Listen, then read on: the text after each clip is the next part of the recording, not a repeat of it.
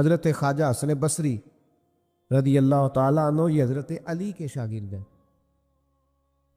مولا علی شیر خدا کے شاگرد ہیں۔ اور ایک روایت ایسی بھی ملتی ہے کہ بچپن تھا ان کا تو نبی پاک کے گھر چلے جاتے تھے، تابعی ہیں، بہت چھوٹے تھے جب حضور کا وصال ہوا، صحابہ کے شاگرد ہیں۔ ایک دفعہ حضرت ام سلمہ کہتی ہیں کہ نبی پاک صلی اللہ علیہ وسلم کا بچا ہوا پانی پڑا تھا تو وہ بھی حضرت حسن بصری اٹھا کے پی گئے، یعنی حضور علیہ السلام کا جھوٹا پینے کا بھی اللہ نے انہیں، لعاب دہن شدہ پینے کا بھی بڑے صاحب بصیرت تھے۔ ایک بہت مالدار 30 سال کا نوجوان آ گیا، عبد الواحد زید، حضور میں نے مرید ہونا ہے۔ آپ نے فرمایا تو میرا بھائی بن جا، مجھ سے دین سیکھ، مرید ہو کے کیا کرے گا؟ کہنے لگا حضور میں باریکی تک پہنچ گیا ہوں، بھائی تو شریک ہوتے ہیں، تو مجھے بھائی نہ بنائے، مجھے غلام بنائے۔ تابع داری وہی کر سکتا ہے جو غلامی کرے، بھائی تو شریک ہوتے ہیں، وہ تو مقابلہ کرتے ہیں، غلام بنائے۔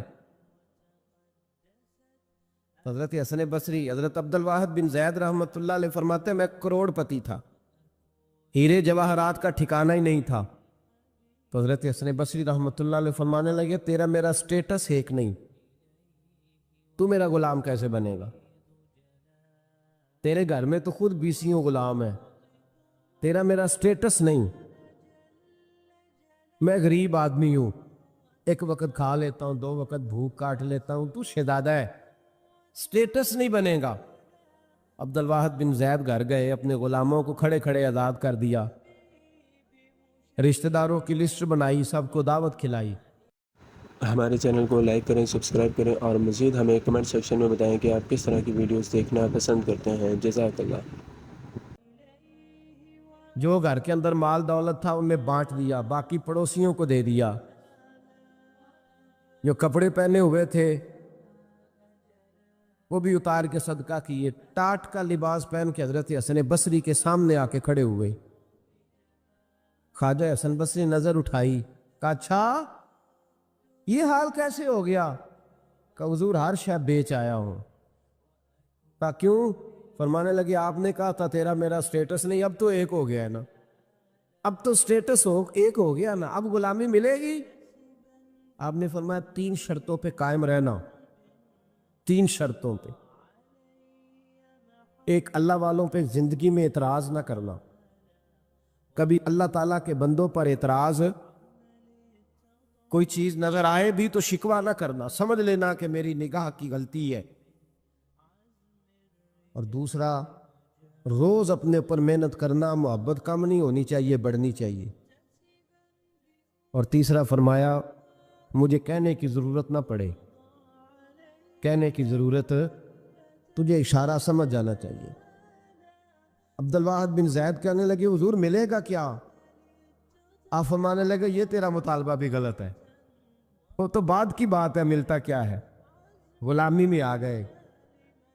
فرماتے ہیں 30 سال نوکری کی حضرت کی، 30 سال۔ لوگ کہنے لگے بابا پھر ملا کیا؟ فرمانے لگے تم نے بھی مطالبہ غلط کیا ہے، یہی تو میں کر بیٹھا تھا۔ کہا ملا کیا؟ آپ فرمانے لگے میرا اس وقت حال یہ ہے کہ لوگ دعا کر کے رب سے لیتے ہیں، میں دعا نہیں کرتا، ابھی میں سوچتا بھی پورا نہیں، میرا رب وہ چیز پہلے مجھے عطا فرما دیتا ہے۔ اور بغداد کے لوگ کہتے ہیں بغداد میں قحط پڑ گیا، بارش نہیں ہوتی تھی، بارش نہیں ہوتی تھی، کٹھے ہو کے سارے گئے، آپ بغداد آئے ہوئے تھے، کٹھے ہو کے لوگ گئے، کہا حضور بارش نہیں ہوتی، مہربانی فرمائیں۔ تو کہتے ہیں لوگ آ کے بیٹھے ہیں میرے پاس، بارش کی دعا کر دیں۔ حضرت عبد الواحد بن زید کہنے لگے اے اللہ تجھے پتہ ہے یہ میرے دروازے تک آ گئے، پہنچ گئے، ابھی تک بارش نہیں آئی، اور لفظ پتہ کیا ہے؟ کہنے لگے تجھے واسطہ میری اس عقیدت کا جو مجھے حضرت حسن بصری کے ساتھ ہے، اس عقیدت کا واسطہ، مجھے رسوا نہ کر۔ انہیں بھیجا کیوں تھا اگر برسانی نہیں تھی؟ दुआ देखें, मोहब्बत के रंग में दुआ हो रही है, वास्ता भी मोहब्बत का दिया जा रहा है। बगदाद के लोग कहते हैं बस हजरत के जुमले भी पूरे नहीं हुए, रब करीम ने बारिश अता फरमा दी। जुमले भी पूरे नहीं हुए, अल्लाह ने बारिश दे दी। एक बात सुने बड़ी शानदार, इमाम गज़ाली ने लिखी है। इमाम गज़ाली फरमाते हैं कि हारून रशीद ना हज करके वापस आया बगदाद में, तो कोने में हज़रत बहलोल दाना बैठे थे। रश बहुत था, मजमा बड़ा था। हज़रत बहलोल दाना भी सड़क के किनारे बैठे थे, तो सिपाही कहने लगे यहाँ से उठ जाओ। फरमाने लगे हारून रशीद की ज़मीन नहीं, ज़मीन मेरे रब की है, मैं क्यों उठूँ। वो करीब से गुजरा तो सलाम ली, तो आपने उसका प्रोटोकॉल देखा तो फरमाने लगे हारून रशीद तुझसे तगड़े तगड़े मोटे मोटे प्रोटोकॉल मैंने लोगों के देखे, और ये जो तेरे दाएं बाएं आज तेरे नारे लगा रहे हैं, ये पहले उन लोगों के नारे लगाया करते। और थोड़ा वक्त गुजरने दे, जो तेरे बाद आएगा ना, ये सारे फिर उनके नारे भी लगाएंगे। तू झूठ की दुनिया में जिंदा है, इनसे तूने उम्मीदें वाबस्ता की हैं, ये कल उसके नारे लगाएंगे। उसके दिल पे बड़ा असर हुआ, घोड़े से उतर आया, आगे कहने लगा हुजूर आपने मुझे बड़ी अच्छी नसीहत की है, मेरा दिल बड़ा ठंडा हुआ है। मैंने सुना है आप मकरूज हैं, कुछ लोगों का कर्ज, तो मुझे कोई हुक्म ही कर दे। आप हंसने लगे, फरमाने लगे यार तू तो बड़ा ही बेवकूफ़ है, बड़ा ही बेवकूफ़ है। तो मैं तुझे नसीहत कर रहा हूं, तू मुझे उलझा रहा है। हुजूर कोई हुक्म कर दें। क्या खूबसूरत अंदाज है रब करीम के बंदों का। हजरत बहलोल दाना फरमाने लगे तेरा रब कौन है। कहा अल्लाह। तो फरमाया मेरा कौन है। कहा अल्लाह। फरमाने लगे ये तो नहीं ना हो सकता कि अल्लाह हारून रशीद को देता रहे और बहलोल दाना को भूल ही जाए। ये तो नहीं ना हो सकता कि हारून रशीद को देता रहे और बहलोल दाना को भूल जाए। फरमाया उसका दिल, उसका इरादा हुआ, इरादा कुदरत हुआ कि बहलोल मकरूज रहना चाहिए, तो अगर रब मुझे रखना चाहता है, दुख कबूल मोहम्मद बख्शा राजी रहन प्यारे, अगर वो चाहता है मैं मकरूज रहूं, तो मैं भी चाहता हूं कि मैं मकरूज ही रहूं। ये तो नहीं ना हो सकता कि तुझे दे और मुझे ना दे। फरमाया मेरी तुझसे कोई उम्मीद नहीं, मुझे जब भी देगा मेरा रब भी देगा, और वो देगा तो फिर इंशाल्लाह खजाने खोल के देगा। दुनियादारों से उम्मीदें वाबस्ता करना, लोगों के पीछे, ये छोड़ दें। आप बेचैन रहेंगे, बेकरार रहेंगे। अल्लाह वालों से ज़रूर उम्मीदें वाबस्ता करें, इसलिए कि उनके पास जो कुछ होता है वो दरअसल रब का ही होता है। लेकिन सेठों से, नवाबों से, सियासतदानों से बाज आ जाए, हमारी बड़ी उम्मीदें वाबस्ता हैं। मैं अक्सर कहता हूँ जितने फेरे नौकरी के लिए दुनियादार के दरवाजे पे लगाए हैं ना, इससे कम दफा मस्जिद में नफल पड़े होते तो रब उतनी बड़ी मेहरबानी फरमा देगा। इतना ना दौड़े बंदों के पीछे, इतना ना मनाए बंदों को, अल्लाह की तरफ तवज्जो, अपने रब की बारगाह में रोना। मैं कहूँगा माओ से, मैं कहूँगा वालिद से, सिफारिशें तुमने बड़ी ढूंढ ली, जद्दोजहद बड़ी कर ली, यारों से बड़ा कह लिया कि बेटे को बाहर भेजना है, कोई कारोबार ठीक करना है, अब कुछ दरवाज़ा अल्लाह की रहमत का भी तो खटखटाओ ना। और मेरे नबी पाक अलैहिस्सलाम ने गारंटी दी है, फरमाया माँ बाप औलाद के लिए जो भी मांगे अल्लाह अपने फजल से अता फरमाता है। अल्लाह की बारगाह की तरफ रुजू करें। वो बड़ा रोलिया है फैक्ट्री के मालिक के सामने, बड़ा रोलिया अमीरों के सामने, मालदारों के सामने, तगड़े रिश्तेदारों को मायल करने की बड़ी जद्दोजहद कर ली। कुछ दुआएं उसके हुजूर ना मांगे। कुछ लोग ना बड़े मेहमान, सारा दिन यही सोचते रहते हैं किसी को खिलाना कैसे। हैं जी, दुनिया आवे खा खा जावे ते राजी होवे बुल्ला। तो हजरत सादी मेहमान नवाज बड़े थे, तो कर्जा चढ़ गया। कर्जा सिर्फ मेहमानों को खाना खिलाने का ही था। तो एक दिन सारे ही कर्ज खा के बैठ के कहने लगा बाबा पैसे देंगे तो जाए, पैसे रख। सब झगड़ा कर। हजरत सादी कहते हैं वो मुतालबा कर रहे हैं पैसे दो और मुझे टेंशन है, इनको खिलाया पिलाया कुछ नहीं। थोड़ी देर गुजरी तो एक बच्चा आ गया कुछ बेचता बेचता। उसने आके कहा नौजवान ने कि जनाब मैं मजमा देखते हैं तो बाज़ लोग बेचने वाले आ जाते हैं। उसने वो चीज़ बेचने के लिए सामने की तो कहने लगा लेनी है, तो हजरत फरमाने लगे मेरे मेहमानों को दे दो, खा लें। उन्होंने दे दी। अब वो कहने लगा पैसे। हजरत बड़े परेशान हुए, कहने लगे बेटा आप भी बैठ जाए, ये भी सारे पैसे लेने आए। ان کو ملیں گے آپ کو بھی مل جائے. تو وہ نوجوان رو پڑا.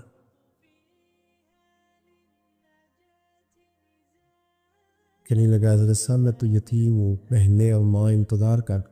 حضرت بڑے پریشان ہو، یہ کیا ہو گیا؟ فٹافٹ سوچنے لگے کہیں سے بندوبست ہو اور اس کو میں فارغ کروں. وہیں بیٹھے تھے کہ ایک عقیدت مند نذرانہ لے کے آیا. ڈھیر سارا نذرانہ پیش کیا. حضور میرا دل کرتا ہے، اور حضور کا فرمان ہے جو بن مانگے ملے وہ اللہ کی طرف سے ہے، اسے قبول کرو جو بغیر چاہت کیا ہے.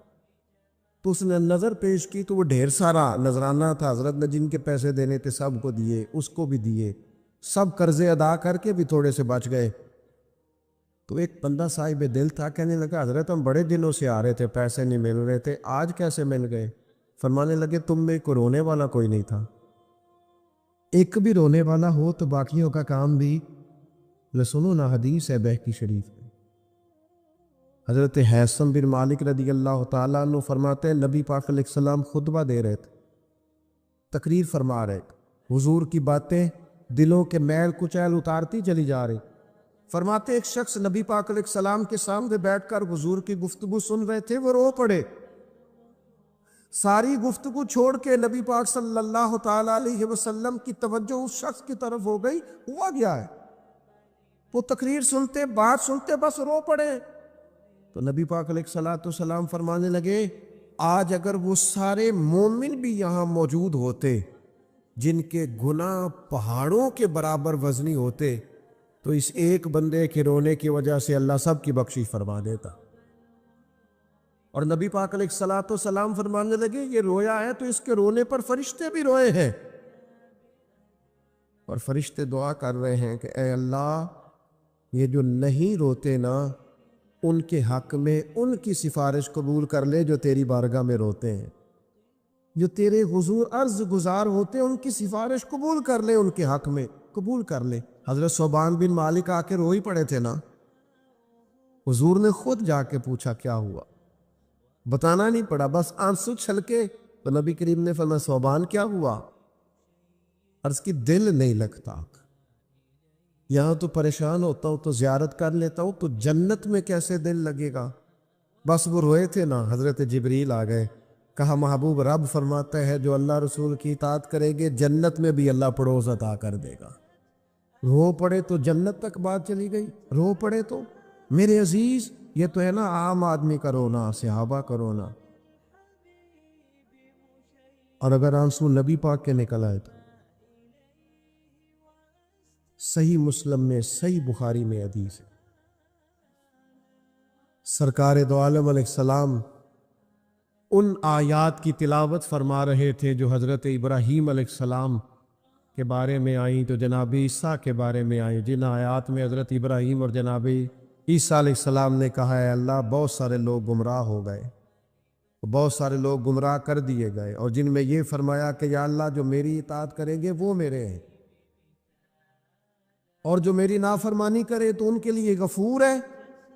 جب اپنی اپنی امت کے گناہ گاروں کا تذکرہ جناب ابراہیم اور حضرت عیسیٰ علیہ السلام جو کرتے ہیں، اور قرآن مجید نے جس کا بیان کیا اس کو حضور نے پڑھا تو نبی پاک کی آنکھوں میں آنسو آ گئے. مسلم شریف حضور روئے. اللہ کریم نے حضرت جبریل امین کو کہا جبریل جائیے میرے حبیب سے پوچھئے کیا معاملہ ہے. حضرت جبریل آئے، حالانکہ رب جانتا ہے، آ کے عرض کی یا رسول اللہ رب فرماتا ہے آپ رو رہے ہیں؟ تو کہا جبریل امت کے لیے رو رہا. آپ کی توجہ ہے میری بات؟ حضور امت کے لیے روتے ہیں. اللہ کرے امتی بھی کبھی نبی کے لیے روئے.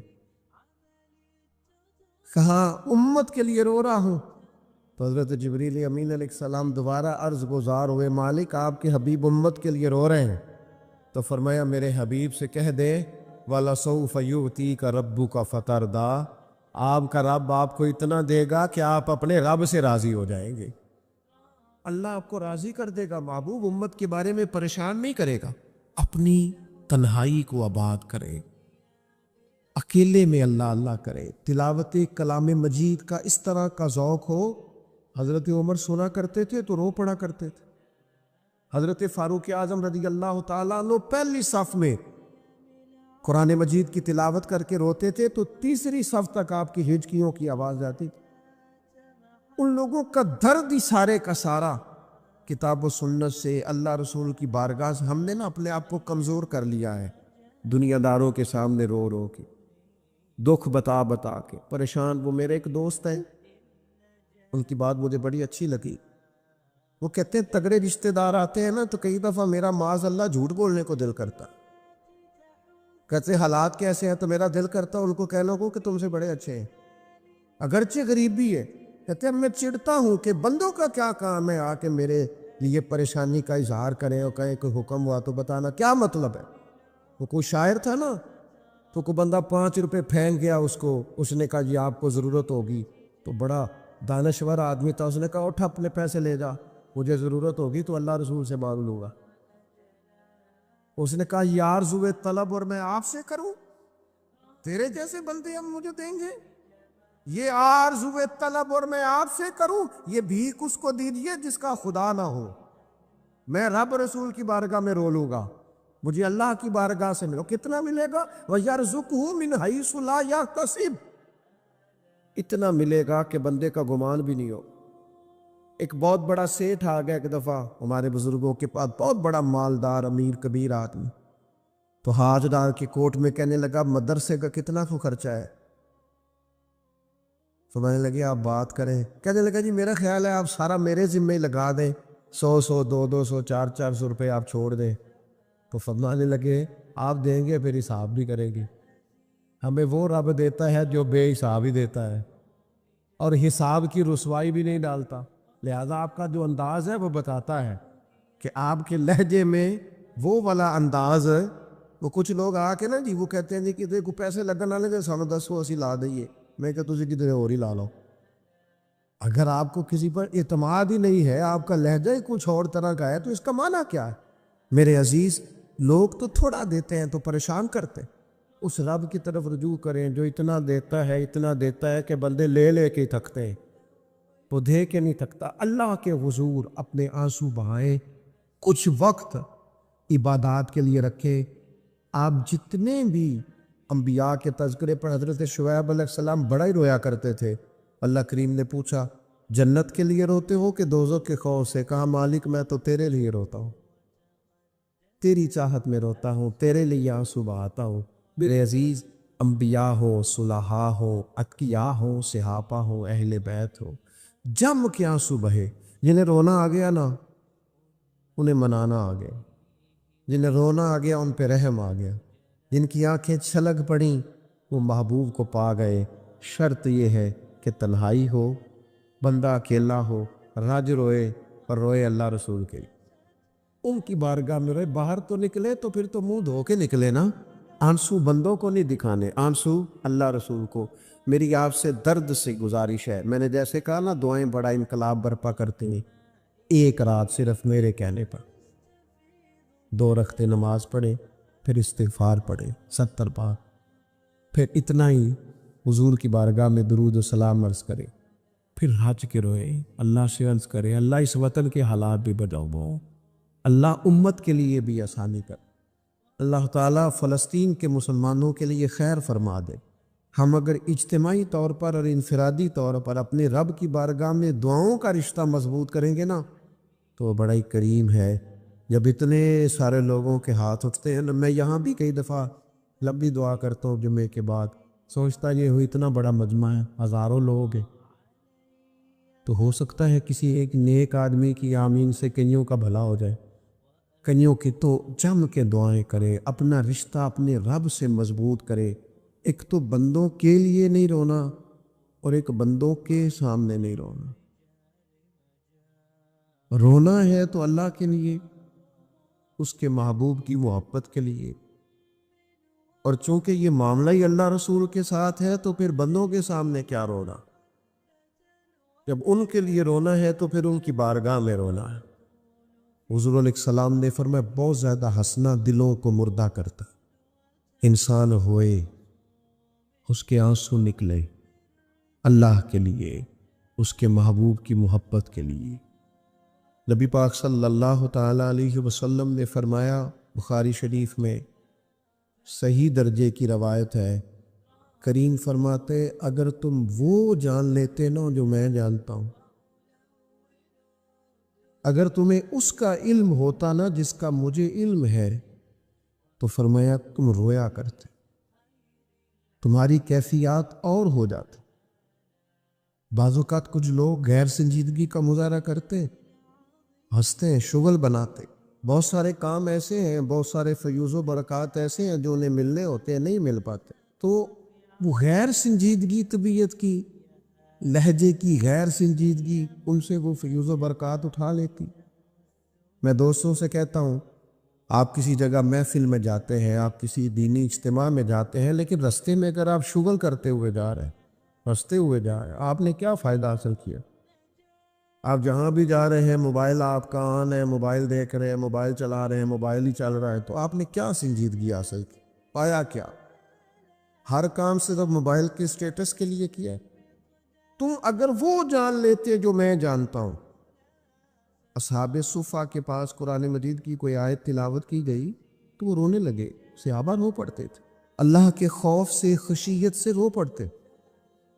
کوئی آیت تلاوت کی گئی، اصحاب صفا رو پڑے، ان کو روتا دیکھ کر حضور بھی آئے اور اللہ کے رسول کی آنکھوں میں بھی آنسو۔ اور پھر اللہ کے حبیب علیہ السلام نے اس عمل کا اظہار فرمایا۔ حضور فرمانے لگے، جو آنکھیں رب کے خوف سے آنسو بہاتی ہیں نا، ان کو اللہ پھر دوزخ پر حرام کر دیتا، پھر وہ جہنم میں نہیں جائے گا۔ وہ اللہ کے خوف سے چھلک پڑی، جذبات ابل کر باہر آ گئے۔ سعادت مند لوگ ہوتے ہیں، سعادت مند۔ نبی پاک علیہ السلام نے فرمایا، ترمذی میں موجود ہے، حضور فرماتے ہیں 3 باتیں خوش بختی کی علامت ہے۔ یا رسول اللہ صلی اللہ تعالی علیہ وسلم کون سی؟ ایک تو حضور نے فرمایا اللہ سے ڈرو، اور دوسرا فرمایا بلا وجہ اپنے گھر سے نہ نکلو، اور تیسرا فرمایا اپنے گناہوں پر رویا کرو۔ اگر تمہیں رونا آ جاتا ہے تو یہ سعادت مندی ہے تمہاری۔ مجھے کچھ دوست کہتے ہیں مجھے غصہ بڑا آتا ہے، تو میں کہتا ہوں مجھے بھی بڑا آتا ہے، بڑا آتا ہے، لیکن اپنے گناہوں پر آتا ہے، اپنی غلطیوں پر آتا ہے۔ مجھے زندگی میں جتنا غصہ آیا ہے اپنی کوتاہیوں پر آیا، جہاں جہاں مجھ سے سستیاں ہوئی ہیں مجھے ان پر غصہ آتا ہے۔ اور جب اپنے آپ پر غصے سے فارغ ہوگے تو کسی اور پر بھی کر لیں۔ ہمارے چینل کو لائک کریں، سبسکرائب کریں اور مزید ہمیں کمنٹ سیکشن میں بتائیں کہ آپ کس طرح کی ویڈیوز دیکھنا پسند کرتے ہیں۔ جزاک اللہ۔ ابھی تو ڈھونڈتا پھرتا ہوں اے اقبال اپنے آپ کو، آپ ہی گویا مسافر، آپ ہی منزل ہوں میں۔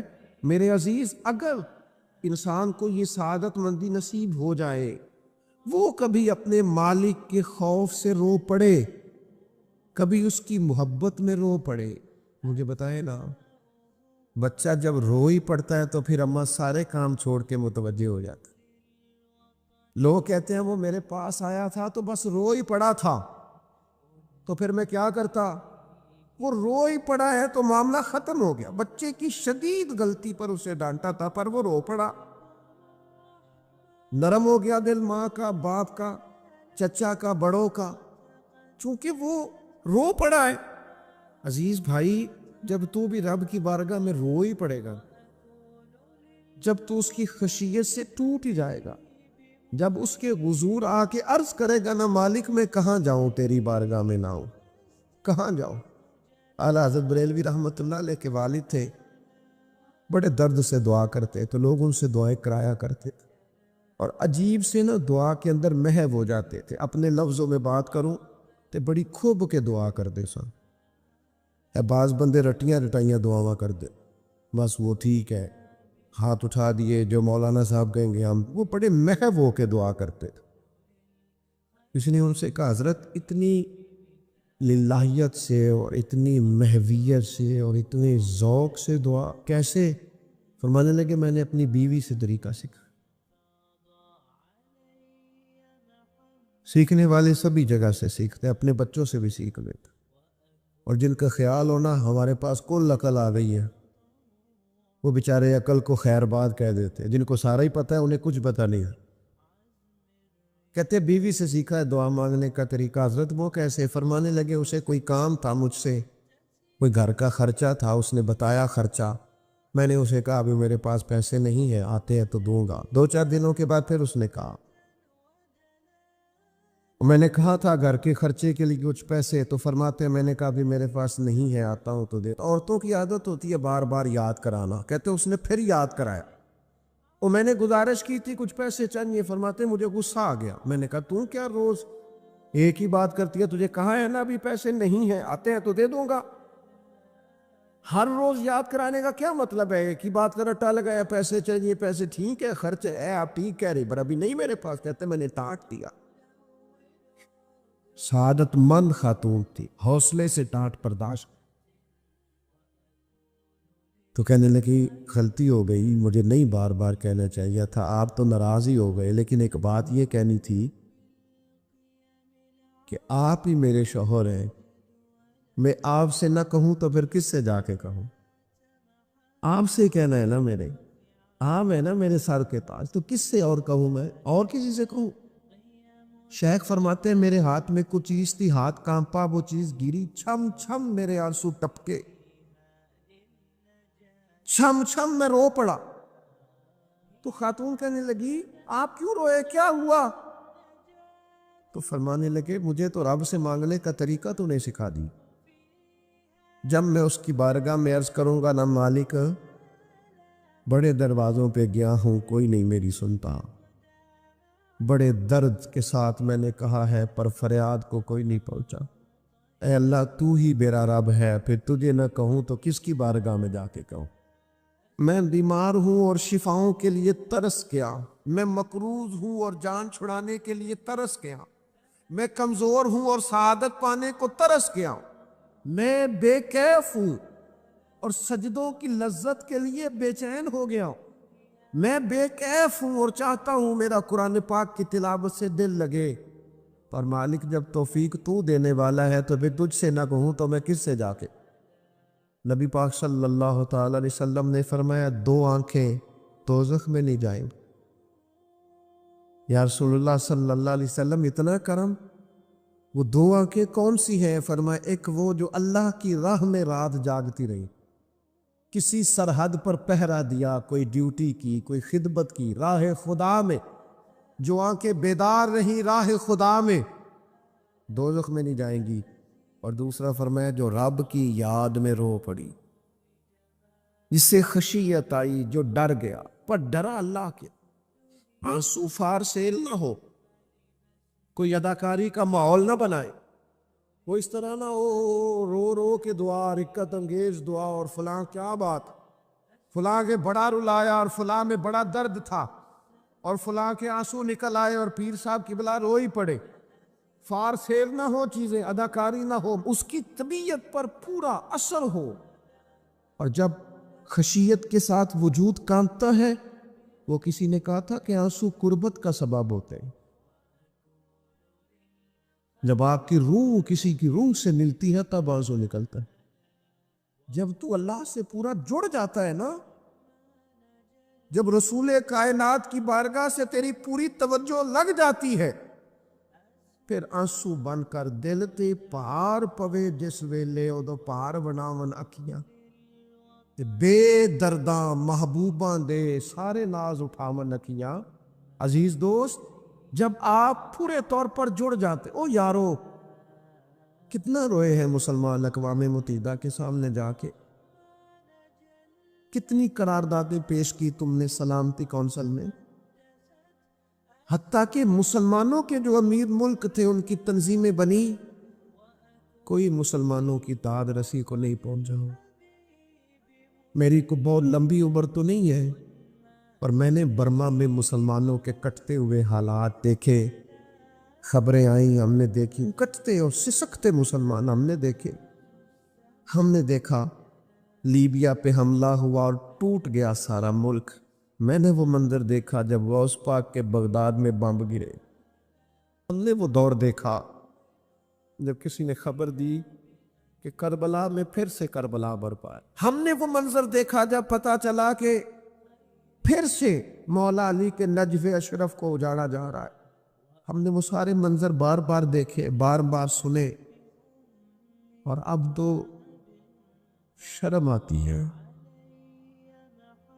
میرا دل کرتا ہے میں فلسطین کا نام نہ لیا کروں، شرم آتی۔ یہ کوئی ہماری تقریروں کے موضوع ہے؟ یہ کوئی ہمارے کالم نکلے کے عنوان ہے؟ یہ کو ہمارے موبائل پہ لگانے کے سٹیٹس ہیں؟ یہ تو شرم سے مر جانے کا مقام. یہ کوئی گردنیں اٹھا کے بات کرنے والی بات ہے؟ یہ موبائل پہ ایک دوسرے کو ویڈیو دکھانے کا منظر ہے؟